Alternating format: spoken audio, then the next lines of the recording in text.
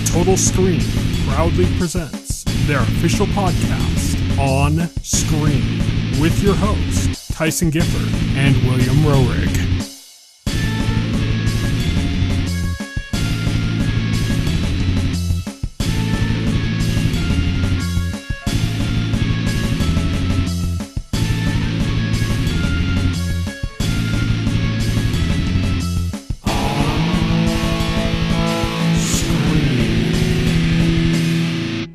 Hello, everybody, and welcome to On Screen, the official podcast of the Total Screen. My name is Tyson. My name is Will. And today we are going to be talking about some video game trailers and gameplay featurettes and other stuff that's been going on with the not E3 that's we're in the time period of right now. And then we're also going to be talking about the Super Mario Brothers movie. So, yeah, at long last, we're finally going to discuss that. But we're going to kick things off first with our On the Horizon segment.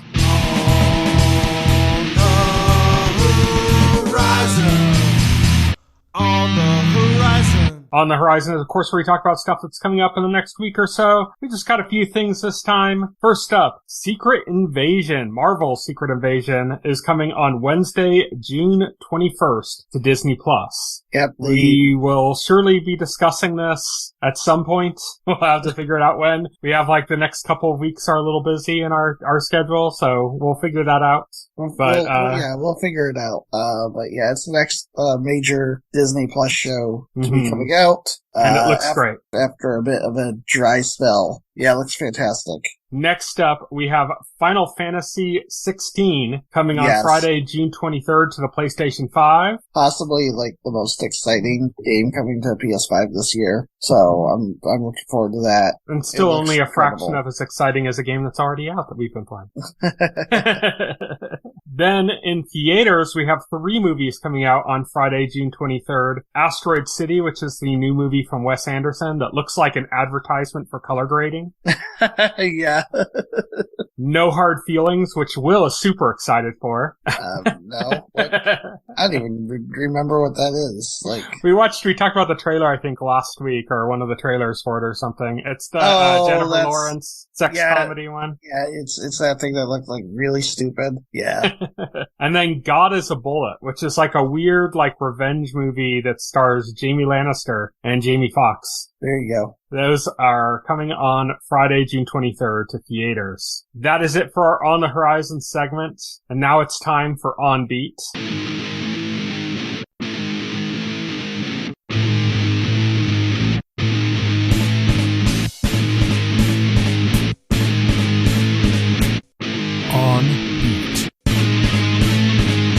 On Beat is our news segment, and today we're just going to be talking about not E3. We're talking about stuff that's been coming out because the video game industry carries on, even if E3 does not. Yeah, even if E3, everybody held their own presentations. There's about 4 major shows. There was, 5 actually, because there was the Summer Games Fest presentation. Then there's the Xbox Showcase, the Ubisoft Forward, and the Capcom presentation, as well as Devolver's yearly presentation. Devolver, the best show. Yeah. As always, the only one that competes is Nintendo. Nintendo did not have a thing this year. They were missing. Yet. Yeah, not yet. We've discussed before, neither you or I really think there is going to be anything significant. No. Maybe a partner direct or something small, but yeah, because if there was, it would have been announced and happened by now. Nintendo's usually pretty on it with this stuff. If they were planning to do something this month, we would have seen it Tuesday. Yeah, if something happens, it's going to be small. It'll be a Pixie direct or a partner direct or an indie showcase or something like that. It won't be Other than that, I think it's actually just more likely that we'll probably just get YouTube drops like we've been getting for Pikmin 4 and other stuff. Yeah.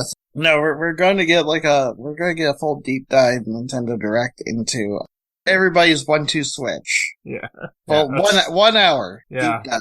And you forgot the 5-hour Treehouse event for the new Mario Kart 8 Deluxe DLC wave. Yeah. We'll probably just get some YouTube trailers, and I said, like, maybe something like a partner direct or a Pikmin 3 specific direct or something like that, but nothing really significant. Or Pikmin 4, yeah. No, it'll be a Pikmin 3 direct. And they don't want to advertise Pikmin 4. They want to advertise the game that's already out.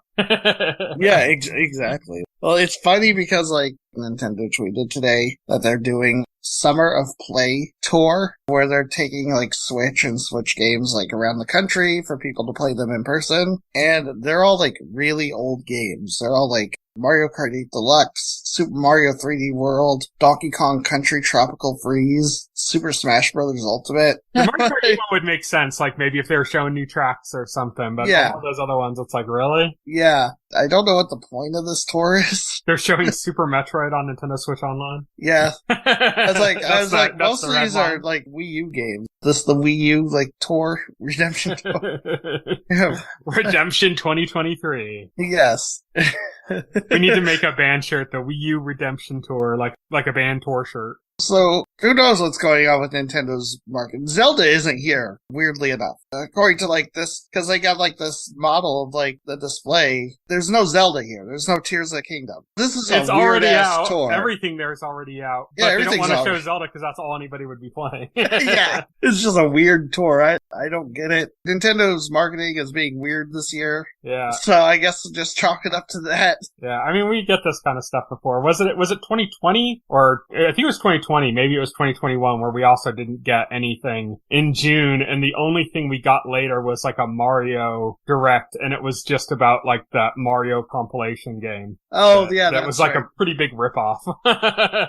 Yeah. And that's like all we got, and we didn't get that I think until like August or something. Like it was took a while. it was September, like okay. Yeah, it was like early September, like a couple weeks before it actually came out, because it was for the 20th anniversary, or was it? Oh, it's the 25th. 35th. The 30th, Jesus. Yeah, my math, my head. Yeah, it was like it was the 35th anniversary of Super Mario Brothers that year, and we had gone through the entire year, like, without, like, any major announcements from Nintendo. Like, there was, like, the Lego set that came out, and then that was it. Just for like, until that Direct. And we got that Mario 35 game on the Switch Online, or was that in the Direct? Yeah, I don't remember. That was in the Direct. I think that Direct announced Super Mario 3D All-Stars, Super Mario, the multiplayer Mario game on Switch Online, and the Mario Game & Watch. We're all in that one Direct. Yeah. Pretty shitty Direct.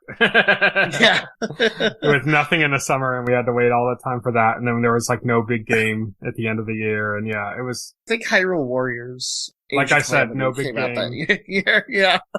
Did I stutter? Did I stutter? Yeah, that was, I think, 2020 or 2021. That was 2020. Yeah. But, on to this year. We mentioned Devolver, and I said they had the best show. Of course, I'm not even talking about their games. Their games were, whatever. Name 3 games nothing that really they showed too at exciting. that show. The 3, right? That they showed. Name 3 games they showed at Devolver. Yeah, I can't name one.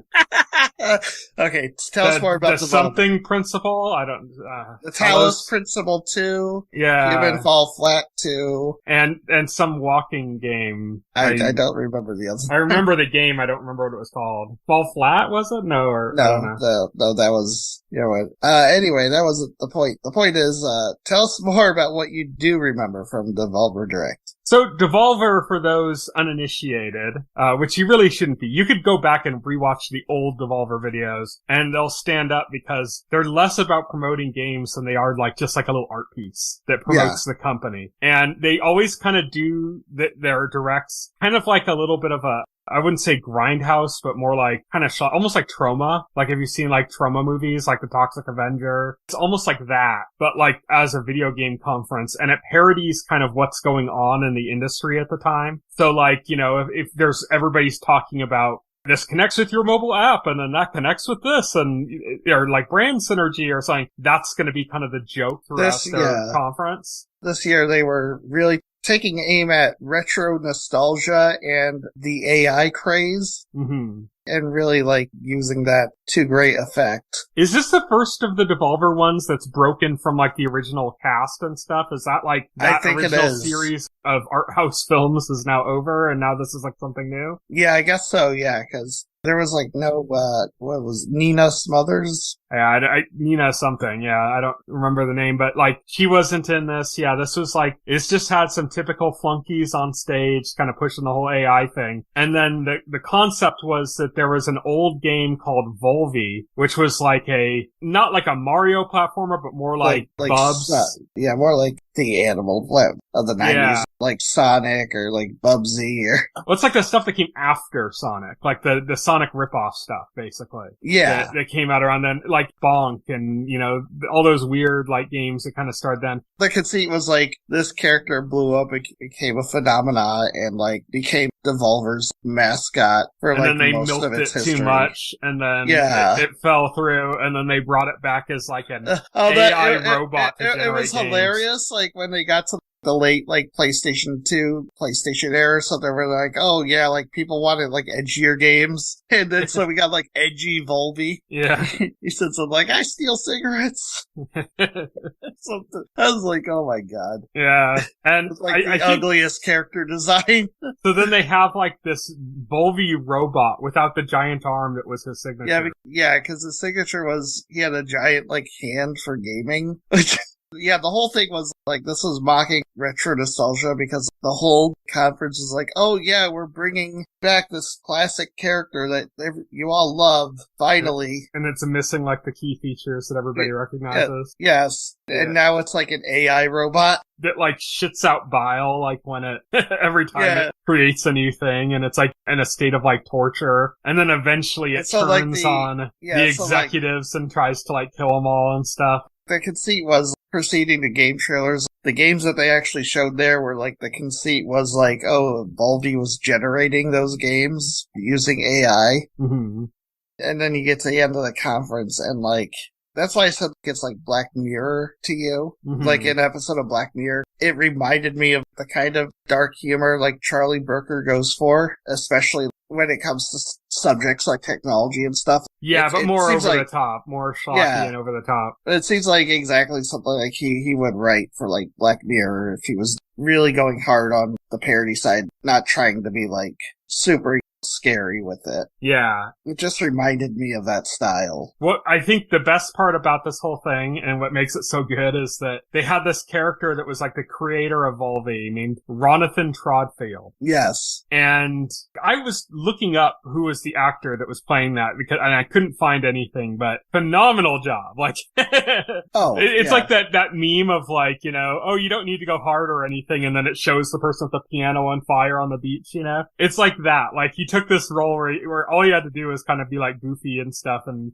he like nailed it and put in like a fucking Oscar contender performance on it as the creator of this franchise that doesn't recognize his own creation, is seeing that his creation is like tortured. And then at the end it goes to like almost like it's like a point and click, like adventure game format with it's like him and he's interacting like, it's like he's doing it through empathy, interacting with Volvy, and Volvy wants him to kill him. Yeah. Like, to put him out of his misery. Help. Yeah. And then he keeps going needs a different kind of help. Yeah, every time he selects something, it's a different kind of help, and then finally the one that it's left is like picking up a rock to smash its head in, It was so good, and it's just an example of... I like the message is, kill your nostalgia. Yeah.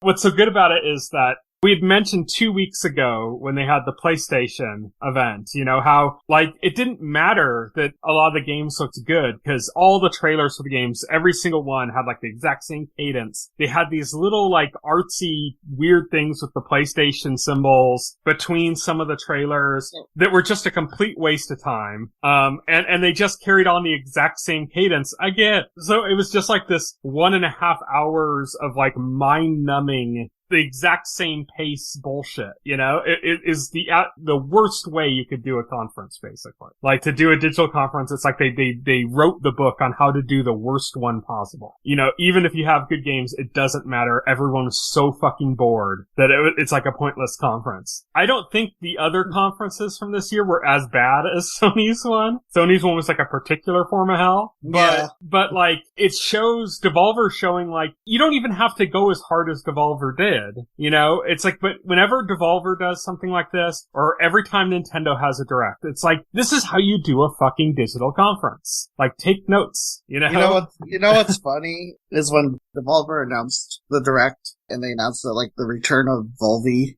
they put a bunch of, like, Volvy merchandise on eBay listed as, like, retro, like, Volvy hat from 1992 or something listing for $5,000. And I was reading the comments on Twitter. People thought, like, those were real listings for merchandise. I was like, no, Devolver obviously, like, create these listings. Oh, it's still up. Right now, like, on eBay, like, there was vintage Volvy plush, Devolver Digital. Starting bid $1,200. Buy it now, $2,000. And the seller's name is Ronathan Feld. Trodfeld? That's the guy that's supposed to be his creator, Volvy's creator. Yeah, the seller's name is Ronathan Feld, is the name of the seller. Yeah. Which is obviously that's Ronathan Trodfeld. Yeah. This is obviously a listing Devolver set up themselves to market this direct. And again, it's another sly commentary jab at, like, you know, nostalgia in the retro gaming market where, yeah, you go on eBay and you see, like, all this merchandise for classic gaming stuff and it's, like, absurdly priced because they're collector's items. And again, this is just more commentary on that from Devolver, which, you know. Didn't they do, like, an fantastic. NFT, like, last year or the year before? Yeah. Like, last year or something, like, yeah, they were making fun of NFTs. Yeah. Listen, they always find, like, a new target every year. But that's the thing. It's like, you don't have to go as hard as Devolver. The two lessons I think that all of these people need to do is, one, keep the game reveal short and sweet. You know, keep them short and sweet. You don't have to put, like, a massive trailer with, like, a huge long gameplay segment. You can release that after. Like, you can literally just release another YouTube video that has all that stuff on it, or do demos of the game for, like, gaming press and stuff like that. But your actual, like, what you're showing needs to just be short and sweet. It needs to be memorable, but it needs to be quick and out of the way. And Nintendo's kind of mastered that, like, in the last couple of years with their Nintendo Directs, where they'll get in 40 announcements in, like, a 30-minute Direct, you know? They'll just get them, like, bam, bam, bam, bam, bam. They'll get right through them. They have little bits between it that are just, like, really quick and short and just kind of, they're just, like, flavor for the Direct itself to move things along. So you need to make, like, whatever you're showing of your game really quick. And you need to, like, shake things up with your pacing. You don't want that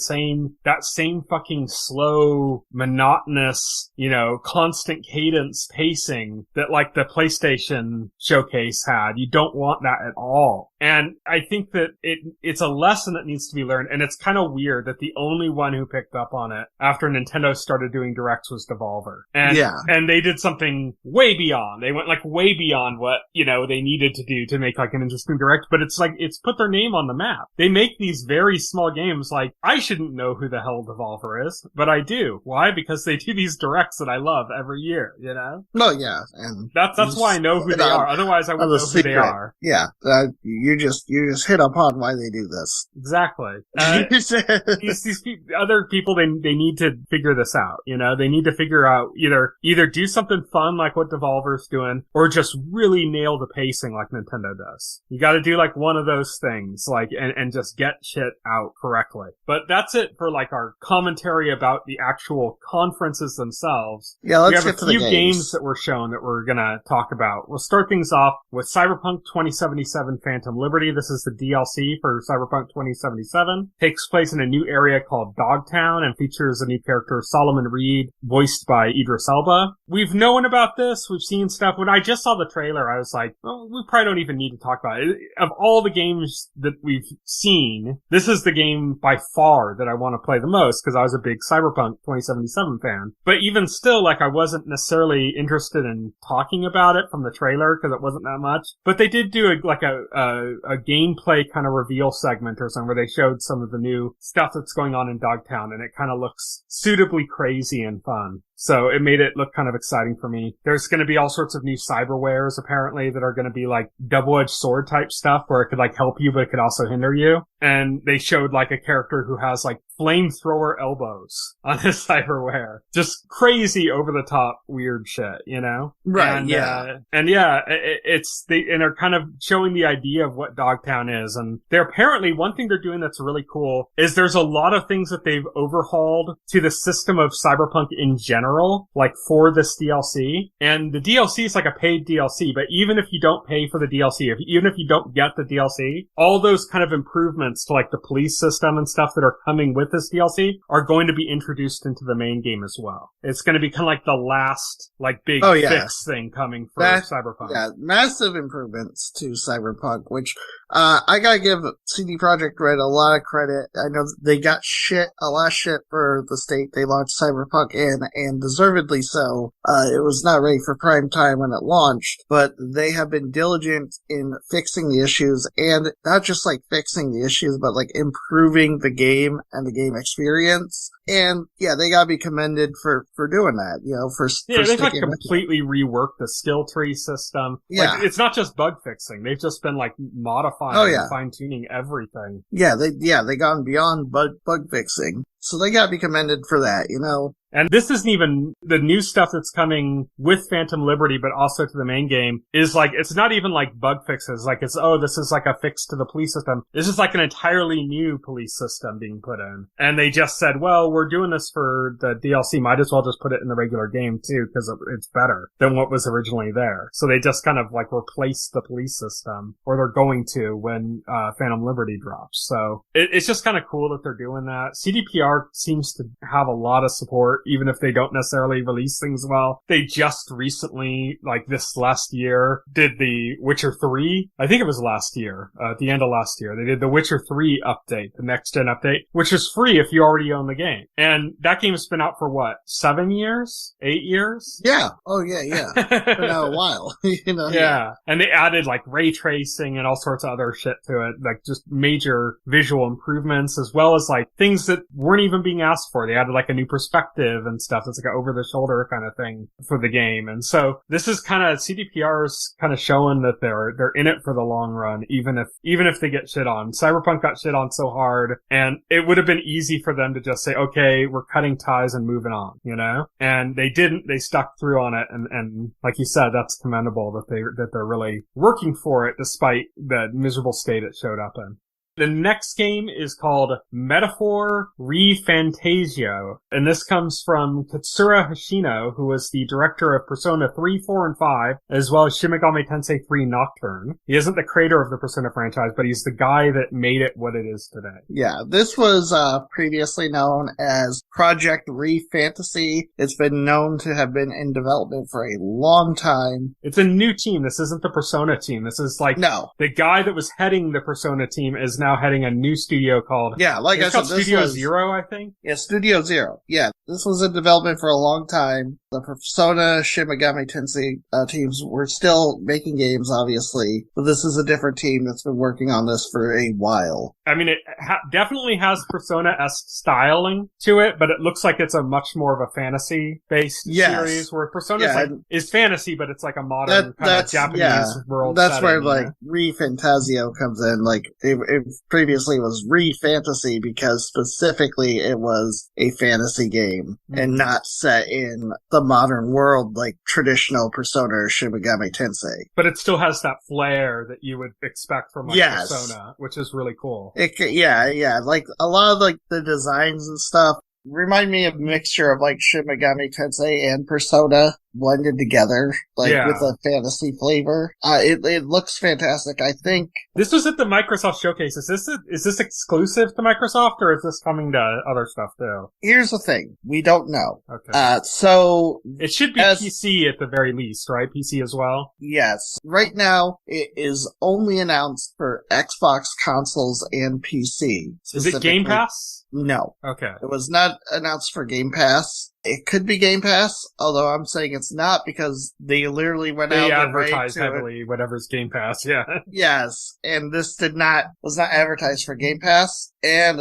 that is a big clue that's leading me to think that this is not exclusive, because if this actually was exclusive to Xbox, I would assume that Game Pass would be part of that deal, considering how important that is to Microsoft. I don't know why they would pay for an exclusive and not, bundle, Game Pass into that agreement. Mm-hmm. So yeah, officially, this has not been announced, but there's no way, in my opinion, that this is exclusive. There's just an embargo in place via Xbox and Atlas where they cannot discuss other platforms for the game for like a specific period. Probably not until June 20th, which is when exclusive news. Yes. And they did this last year with their Persona, ports that were released on everything. They announced them at the Xbox conference, and immediately after a conference for a few days, they would not confirm other platforms besides Xbox. It's kind of ridiculous. I get this from Microsoft's standpoint and from the publisher / developers that do this. I imagine that they get a nice amount of money from Microsoft and it works well. But some of this stuff, I just don't think, I think it's very short term, decision making on the part of either the publishers or the developers. And it just doesn't make sense. It's kind of actually hurting their branding, I think. And an example of this would be, God, what's that one Metroidvania that everybody loves? Hollow Knight. Silksong, the sequel to Hollow Knight. People have been waiting for that to show up in a Nintendo Direct because that's where the audience is for that franchise. It showed up at Xbox last year. Yeah. And I think the talk for that game just deflated. People have been talking about that game nonstop. It showed up at the Xbox event and talk just completely fell flat and deflated. And I think it's because it launched in the wrong fucking thing. Yeah, it's weird because, it seems to me Microsoft all of a sudden really wants you to associate Persona with Xbox. Yeah. They want you to think of Xbox when you think of Persona, despite the series being a PlayStation exclusive series for going on 20 plus years now. Yeah. It only recently became a multi-platform series last year. Yeah, and it's kind of, I think there'd be a lot more talk about Metaphor if it was at a PlayStation event, even as bad as the PlayStation Showcase was. So even though they probably got a decent amount of money from Microsoft to do this, or some sweetheart deal to do this, I think in the long term, it's probably going to hurt the sales of the game. Oh, that they're publishing it, they're publicizing it this way. Yeah, you just made a good point that, this highlights how bad the PlayStation Showcase was, because, if this is coming to PlayStation, this would have done numbers at that show. Final Fantasy VII Rebirth, a huge exclusive game for PlayStation coming next year, was not at Showcase, it was at Summer Games Fest. I don't know I don't know what Sony's doing with their marketing. It's weird. I think it's a mixed thing. So I think on one hand, Microsoft is cutting them off. Microsoft is reaching out to these people and making contracts for the way stuff is revealed that's specifically cutting off Sony. I think it's kind of malicious too. I think it's less about Microsoft making themselves look good than it is about making Sony look weak. Yeah, I think this is a targeted thing on, and they're not even bothering to go after Nintendo with this stuff. They're going straight after Sony with this. And I think that's a big part of it. And so when Sony is showing stuff, they're showing basic, all their in-house stuff, Sony's kind of been homogenized into looking kind of the same stuff. And that goes along with I was saying about how the cadence of everything looked the same and everything, A lot of Sony's internal stuff is kind of it's real high end, but it's kind of all has the same look. You know what I mean? And I think that by Microsoft basically going after the more diverse stuff that comes to Sony systems and making these deals where they don't show it when they do events, it's making Sony look homogenous because you're only seeing the homogenous games that Sony makes and you're not seeing the stuff. This would have spiced up Sony's event because, like I said, this had a different cadence, this had a different pacing, this had a different look and style. It would have stood out amongst all the stuff that Sony was showing. But it actually hurt Sony's conference, and I don't think this is Sony's choice not to highlight this. I think Microsoft cut them off at the knees. Yeah. Microsoft definitely made a marketing deal with Atlas for this. and as far as Final Fantasy VII goes, Jeff obviously made a deal with Square to have that trailer at his show and not Sony. So yeah, it's weird. Sony's not on the ball. Like, I think that, as I said, I think Microsoft cut Sony off at the knees, but I think that it's also just because Microsoft was willing to do that and Sony just kind of let it happen. Yeah. Instead of like fighting back. And I think they kind of need to fight back because I don't think they're in as good of a position as they think they are. I think they're doing really well against Microsoft right now as far as like just the two of them going head to head, but they're still so significantly behind what Nintendo's doing right now in both system sales, but also in like attach rate and stuff and excitement and brand recognition. They're like so far behind. And I think that they don't realize how bad of a situation they're in. And this is something, I think this happens a lot mostly with Nintendo and Sony, where like whenever they come off of a pretty big success, they get like really arrogant and then they just don't do a good job on the next thing. Like they kind of both do this, both of these companies. Well, let's be fair to Sony here. The PS5 will catch up to the Switch.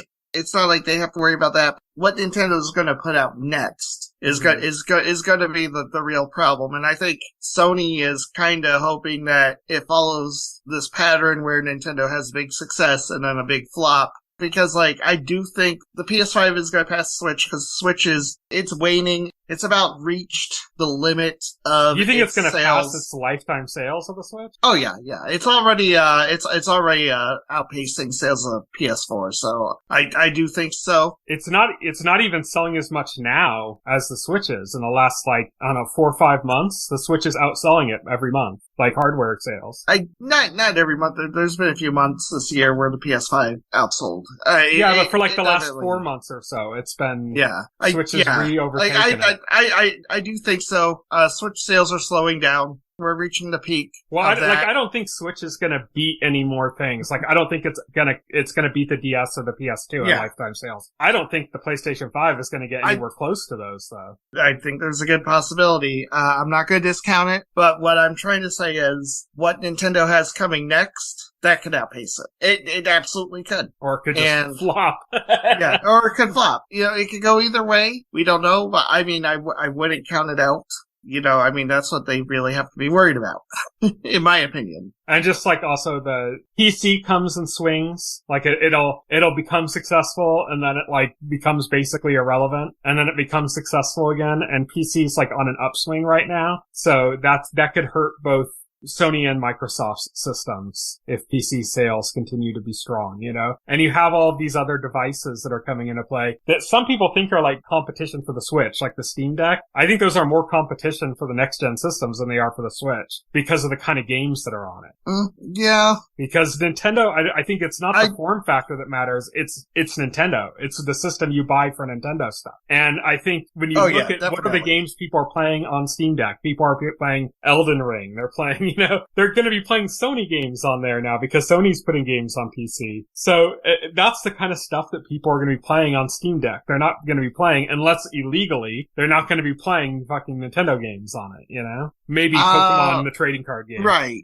But yeah, let's not get lost in the woods. Let's continue on with this. Well, speaking of fantasy RPGs from beloved game developers. Yes. Avowed. It's a new game from Obsidian, the creators of the Fallout series, who also did the first South Park RPG, and they recently did, what was the game they recently did? It's, The Outer Worlds? Yeah, I always get the confused with Outer Wilds. Yeah, same. I mean, it's really unfortunate that those two games came out in a similar time frame, because it's like, way too similar names. But yeah, this is their fantasy. So the best way I could describe this, if the Outer Wilds was like Obsidian's take on like Fallout, this is their take on Elder Scrolls. They said like, this is a fantasy RPG. They've already like said in post-show interviews and stuff that this game is not going to, this is not going to have the scope of an Elder Scrolls game. It's going to have the same size and scope of the Outer Worlds, which was, like a much smaller game than like the type of games like Bethesda puts out. Yeah, but a much better game. Yeah, but it's gonna have like that flavor to it. It looked really good. For me, it was one of the highlights of Xbox's show. I can't wait to play it. I will buy an Xbox for this. Yeah, looks good to me. And this is exclusive to Xbox? Yes, this is exclusive because, Microsoft... But is it coming to PC? A lot of the Xbox stuff still comes to PC. Oh, yeah, it's coming to PC for sure. So don't get an Xbox, just play it on your PC. Yeah. Your PC probably runs at a higher spec anyways, doesn't it? I don't know. I've looked into it too much. Don't you have a 3080? That's 3080 Yes. alone is like higher spec than a Xbox Series X. It'll run it pretty good. Yeah. So, that's Avowed. Looks fun.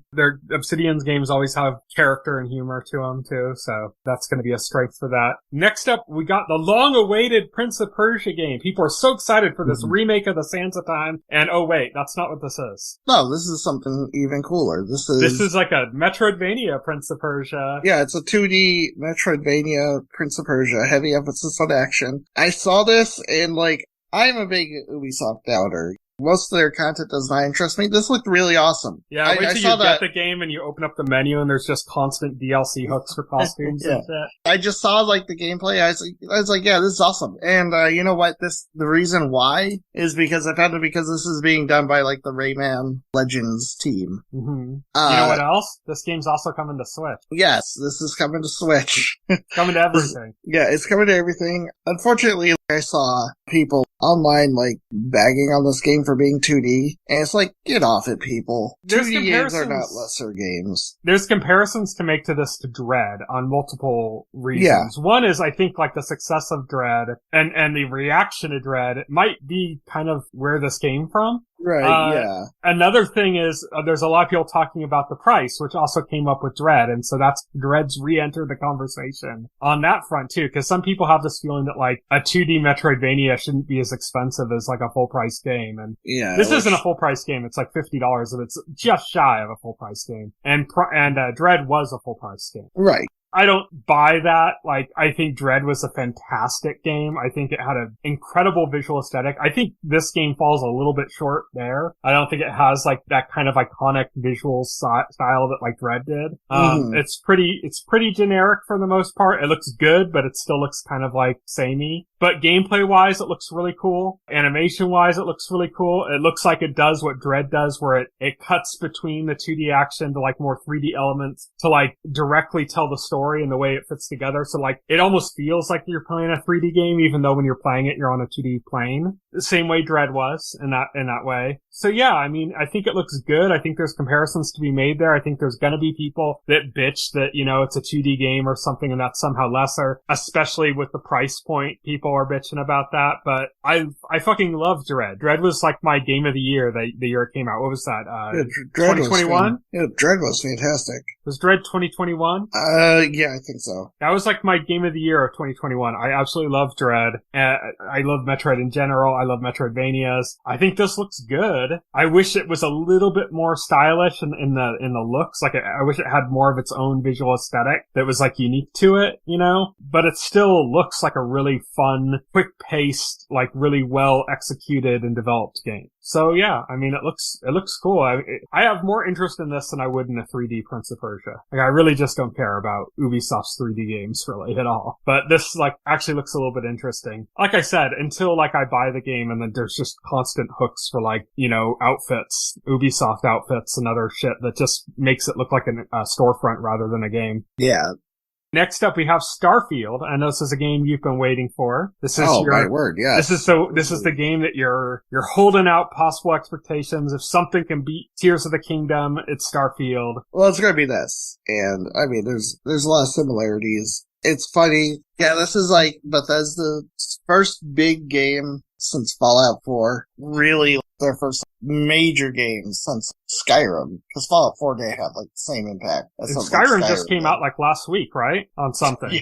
Yeah, it did. On water bottles, I think. And the thing is, this is my dream game. Okay, they're taking that formula of open world, adventure and exploration, and they're moving it to space with all these planets. And, one thing I dreamed about that can only be realized in video games is exploring the stars, right? And I don't think, a game has truly come out so far that has, satisfied that. No Man's Sky is probably, the closest. So, hopefully they do that, but I love Bethesda's games. I love Elder Scrolls. The Fallout games are fantastic. And one of the reasons why is, they do something similar to like what Zelda does. It's like they make these worlds that are interesting to explore. They're not just like these bland open worlds with like a bunch of like markers all over the map, like mission markers, and go here and do the same thing over and over. Like that's what Ubisoft does with their games. And it's boring. It's like, oh yeah, go to this mission and do this thing and then repeat that 500 times over like this boring city map. Checklist the game. Yeah, checklist the game. This doesn't do that. They take care to like make their world interesting and make you want to explore it. It's the same thing Zelda does. You could tell when you play something like Breath of the Wild or Tears of the Kingdom that, you know, like they took some tips, they took some inspiration from Elder Scrolls. It's obvious. Because, like, the Zelda games also, like, make this amazing world that you just want to explore. Not because, like, the game is telling you, hey, go over here. It's because you're running to your objective and you see something like, oh, yeah, that's interesting. Or, oh, yeah, what could be in that game? Same thing with, like, Bethesda games. That's why they're good. And I think Starfield's going to take that formula and move into space. I'm super excited about that. I'm personally not a fan of Bethesda games. But yeah, I know people are excited about it. I'm glad that you're still excited and looking forward to it. And yeah, 100%. Next up, our last game that we're going to be talking about, Dragon's Dogma 2. This to me looks like The Witcher, like Witcher 3 kind of, like, there's a lot of like a Witcher aesthetic to it. And then every so often it gets into like kind of a modern, big budget, Western focused JRPG style, like Final Fantasy 16 style kind of look to it almost at times. That's kind of what I'm getting mostly from this. Like there's beats in the trailer I saw where I'm like, this looks like straight Witcher 3. And then there's like other parts I'm like, okay, now I feel like I'm watching a scene for like Final Fantasy 16, different visual aesthetic, but like the melodrama and storytelling kind of like reminds me of it. So here's the thing. I never played Dragon's Dogma. I heard it's good. And this game looks interesting. So I'm willing to give it a shot. That's about it for me. Like, it looks like an interesting fantasy, like, action RPG, and people have said a lot of good things about the original that I didn't play, so I'm curious, I'm interested in playing this. Alright, well that is it for our On Beat segment, and that leaves only our final segment, full spoilers.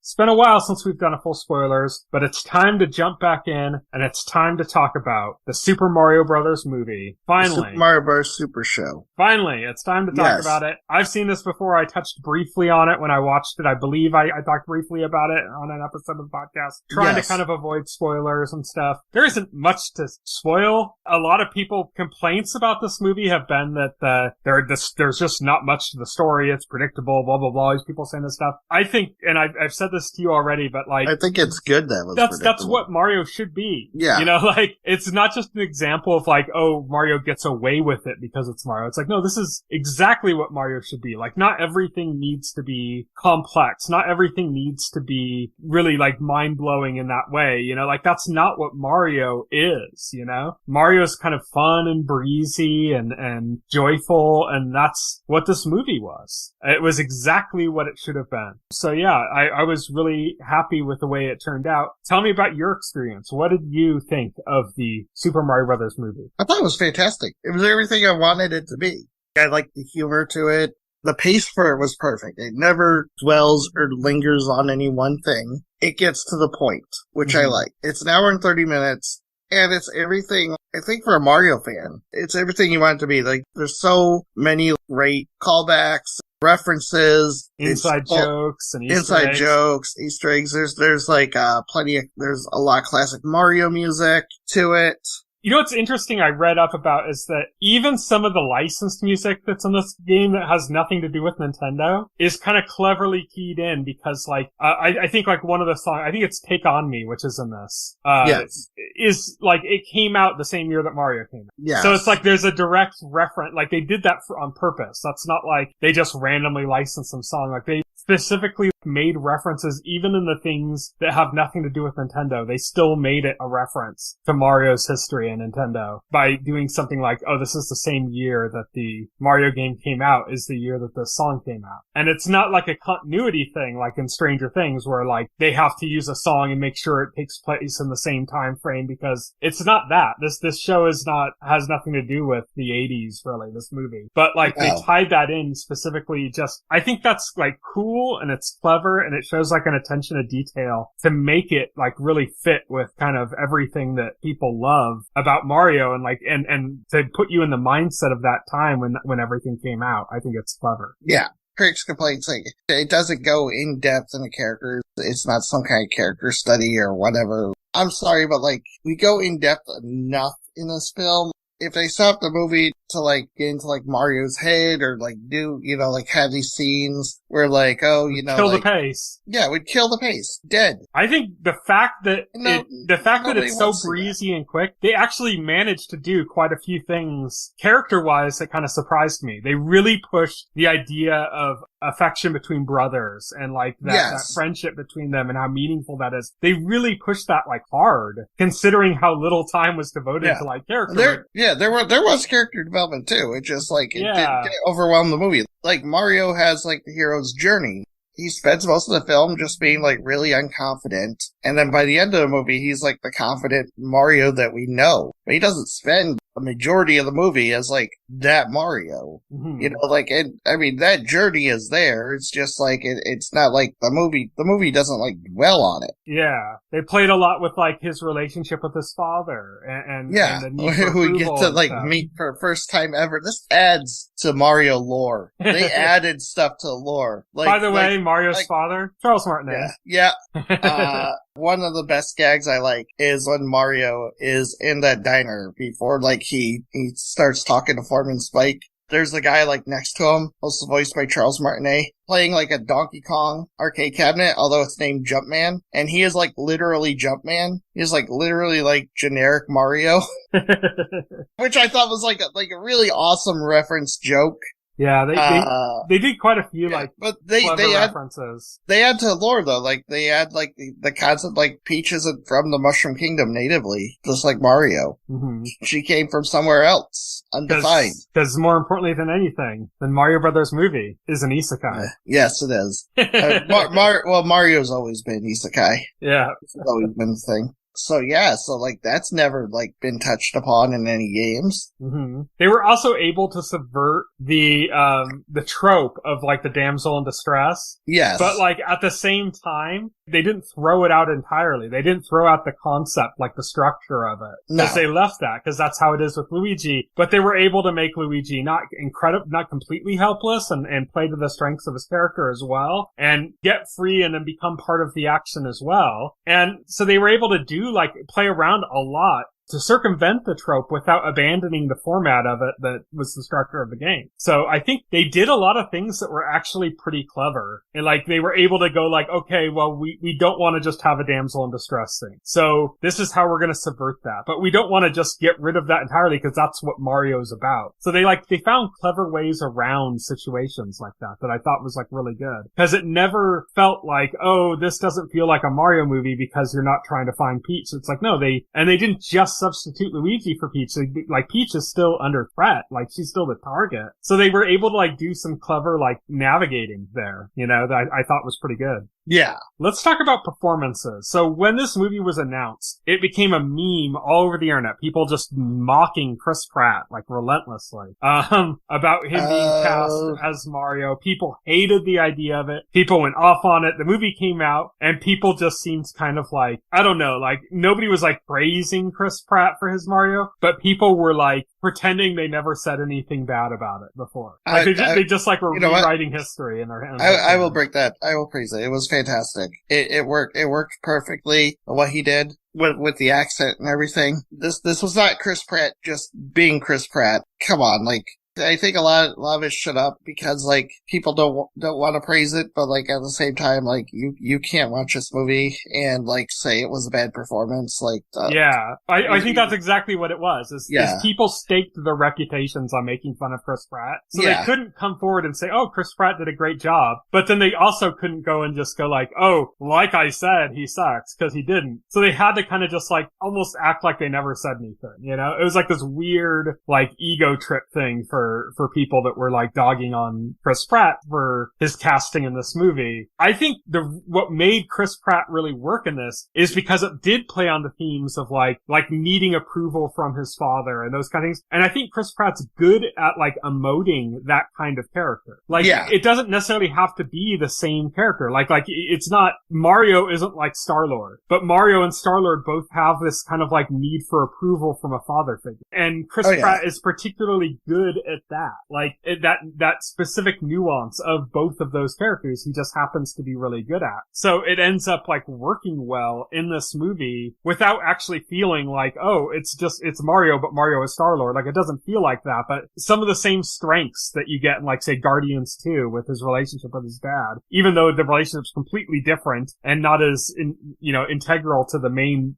forward momentum of the plot than it is in this, it's still like you can see that this is like a strength that Chris Pratt has of emoting in a certain way, and it works in both of them because of Chris Pratt's strength in that area. So I think he did great. I think Charlie Day like is Luigi. He just like, it's like a perfect fit. Everybody's praising Jack Black as Bowser. It's like the no-brainer. The second he was cast, everybody knew that was like perfect. There's no surprise there, but you can just say it. He was great, you know? Yeah. A lot of the other ones were good too. I think that Keegan-Michael Key, they made his voice like unrecognizable as Toad, but he's still like, he just performed him great. You know, like that hyperkinetic energy. Yeah. Fantastic performance there. Loved it. Yeah, he did great. I think that the wet noodle performance that everybody's going after is Seth Rogen now as Donkey Kong. Yeah. I even thought he was fine. I think that, he's not doing a character, but like his voice works as Donkey Kong to me. Like, it makes sense. Yeah, it makes sense. Yeah. So that doesn't bother me. The one thing I thought just did not, like I had a dissonance, was Fred Armisen as Cranky Kong. Same.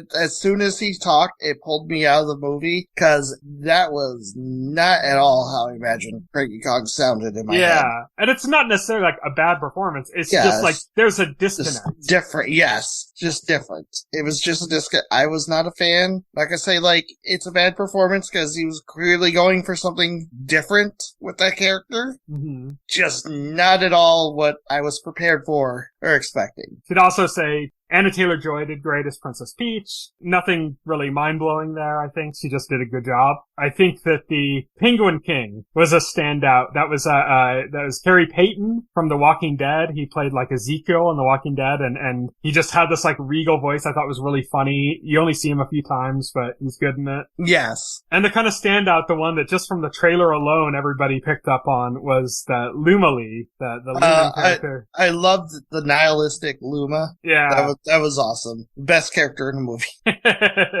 Pretty good post-credit scene with them, too, where they talk about the emptiness of the theater and the darkness.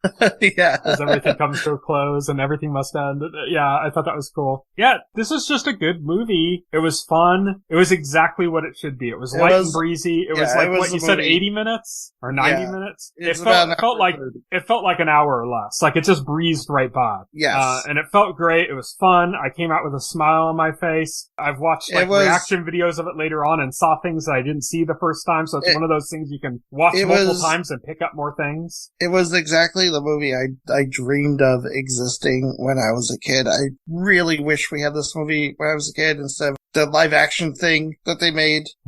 Live action monstrosity. Really should have just had this instead. But yeah, it's here now and it's great. Imagine if you did have this instead. You would have been like, holy shit, how did they draw this? Yeah, right.